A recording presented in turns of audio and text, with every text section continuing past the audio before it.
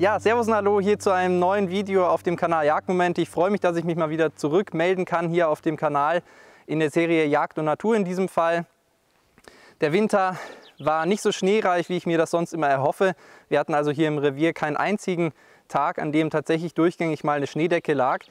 Da zeigt uns die Natur mal wieder, was man von ihr erwarten kann. Dafür gab es den einen oder anderen sehr frostigen Vormittag. Den einen oder anderen konnte ich draußen genießen. Wenn es Frost hat, dann zieht es einen als Jäger, ja insbesondere wenn das Rehwild noch Jagdzeit hat, immer wieder gerne in der Früh raus.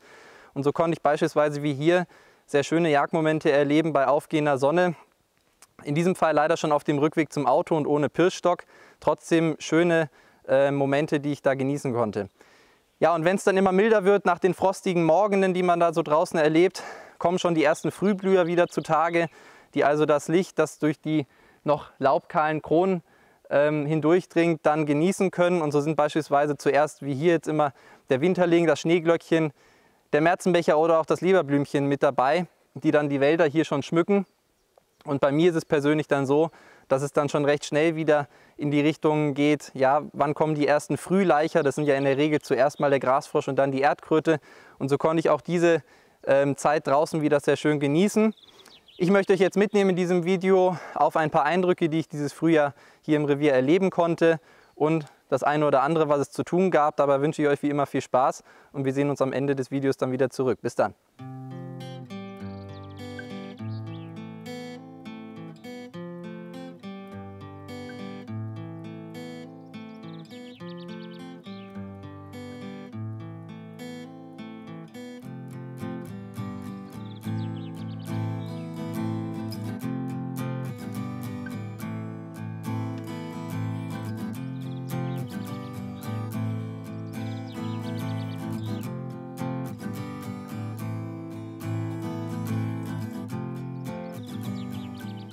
An einem schönen, aber noch sehr kühlen Abend Ende März zog es mich hinaus. Einfach mal Waldluft und die Ruhe genießen. In Zeiten wie diesen fällt einem mehr denn je auf, was einem die Natur geben kann. Sie macht einfach weiter und das beruhigt mich. Ich setzte mich an eine Stelle, an der ich Rehwild und Füchse erwarten würde. Vielleicht auch Dammwild. Der Buchfink zwitscherte vor sich hin und es dauerte nicht lang, da hatte ich bereits Anblick. Auf der Suche nach Äsung zog es ihn hier auf den Waldweg. Der Wind passte gut und so konnte ich den jungen Bock in aller Ruhe beobachten.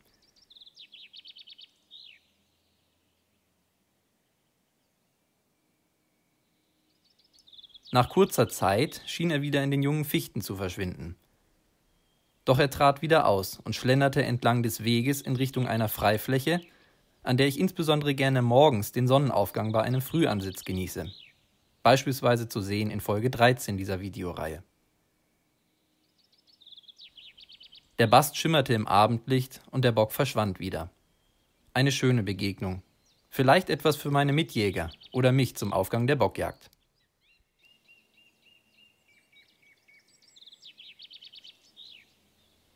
Als die Sonne hinter den Hügeln unterging, ging es zurück.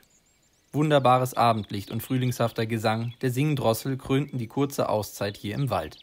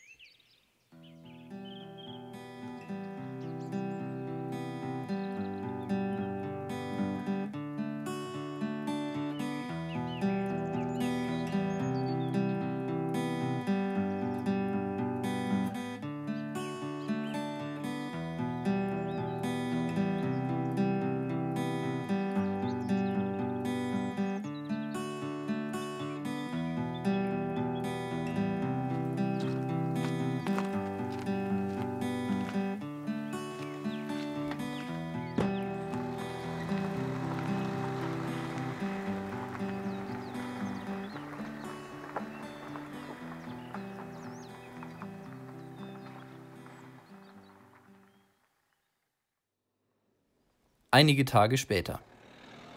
Mittlerweile blühte auch das Schlüsselblümchen und gemeinsam mit meiner Freundin Vicky ging es ins Revier, um das ein oder andere zu erledigen. Der Teckel fährt, für ihn eine Selbstverständlichkeit.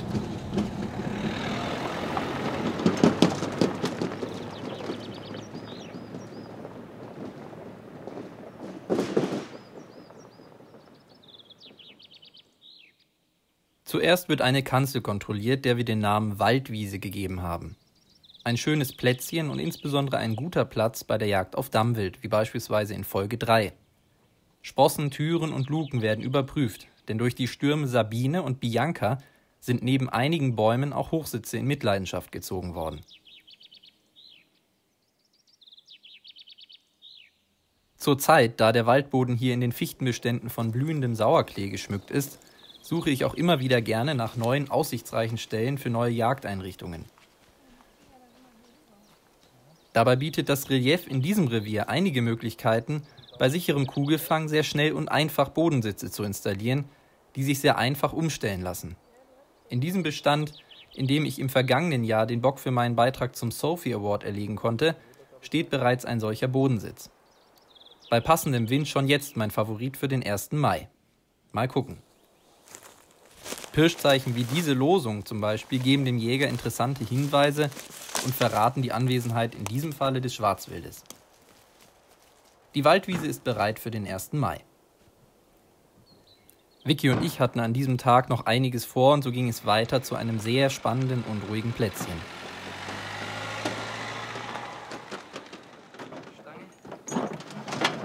Eine neue Kirrung sollte installiert werden. Einstandsnah und dadurch sowohl morgens als auch abends ein sehr verheißungsvoller Platz zur Bejagung der Schwarzkittel.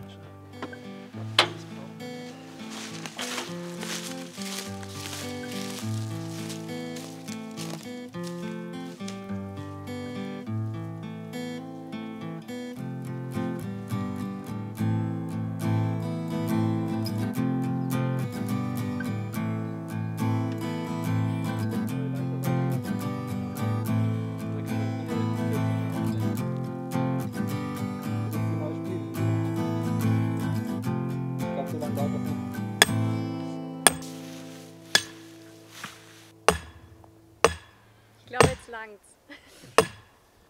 Okay. Bei solcher Witterung im Revier zu sein und gemeinsam ein paar Sachen zu erledigen, macht einfach Spaß. Diesen versteckten Hochsitz kennt ihr vielleicht schon, wenn ihr Folge 12 gesehen habt. Ein frostiger Morgenansitz bescherte mir dort 3 Rehe. Die Kirrung besteht aus einer Kirrtrommel, einer Kirrkiste, einem Mahlbaum und einer Salzlecke und ist mittlerweile vom Schwarzwild gut angenommen. Abends ab 18:30 Uhr und morgens zum Teil bis 9 Uhr ist das Schwarzwild vor Ort und zieht sich dann in die nahegelegenen Einstände zurück. Hervorragende Bedingungen also, um bei gutem Licht auf Schwarzwild zu jagen. Ganz in der Nähe stehen ein paar Douglasien. Ohne Schutz haben es die jungen Nadelbäume hier sehr schwer, denn Rehböcke lieben Douglasien zum Fegen.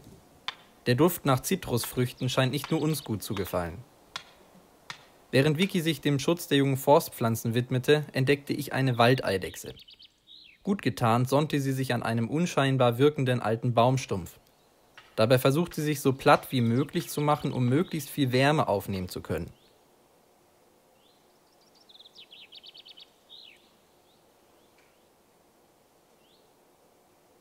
Die Nachbarn der Eidechse? Rote Waldameisen. Geschäftig, wie man sie kennt, hatten sie einiges zu tun. Vicky kümmerte sich nun um den Mahlbaum und ich muss sagen, ich liebe den Duft des Buchenholzteers einfach. Irgendwie erinnert er mich immer an meine ersten jagdlichen Ansätze, bei denen ich nächtelang im Dunst des frisch eingestrichenen Mahlbaums auf Sauen wartete.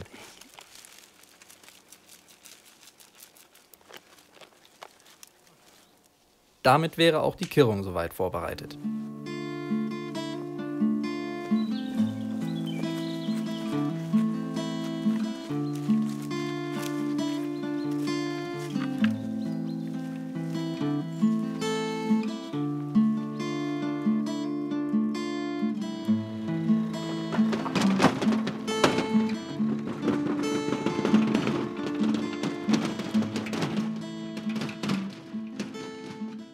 Wenige Tage später zog es mich wieder hinaus. Raus aus einer derzeit so seltsamen Welt mit Mundschutz, Mindestabständen und Ausgangsbeschränkungen. Auch an diesem Abend war ich auf der Suche nach Ruhe und besinnlicher Umgebung. Und wo sonst, wenn nicht in der Natur, bekommt man das heute noch?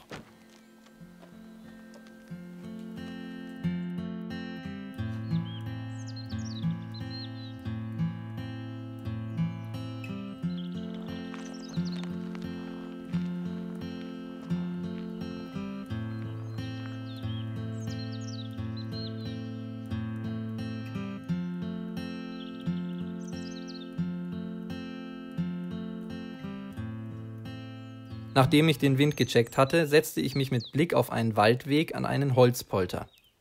Links Einstand, rechts Einstand. Das Licht schwand und ich malte mir gute Chancen aus, vielleicht auch mal ein Stück Schwarzwild in Anblick zu bekommen.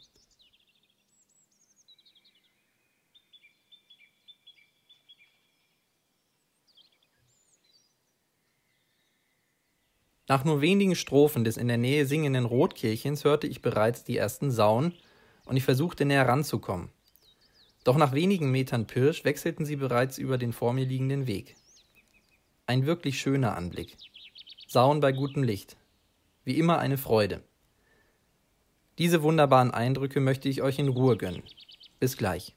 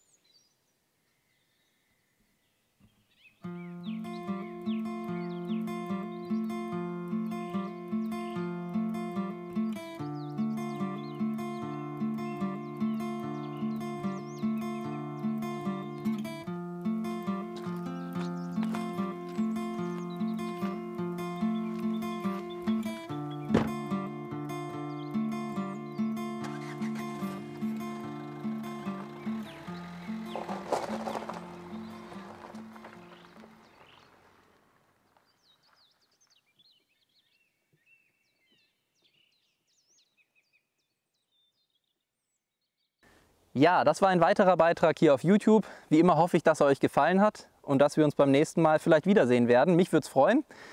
Zu guter Letzt noch ein kleiner Hinweis in eigener Sache. Neben YouTube bin ich auch auf Instagram aktiv. Instagram ist für mich persönlich mit einem sehr viel geringeren Arbeitsaufwand verbunden als YouTube. Wer also Interesse hat an kleinen Beiträgen für zwischendurch, der sei herzlich dazu eingeladen, mir auch auf Instagram zu folgen. Ich würde mich freuen, auch dort mit euch in Austausch und in Kontakt treten zu können. Für die nächste Zeit und die aufgehende Bockjagd wünsche ich euch alles Gute.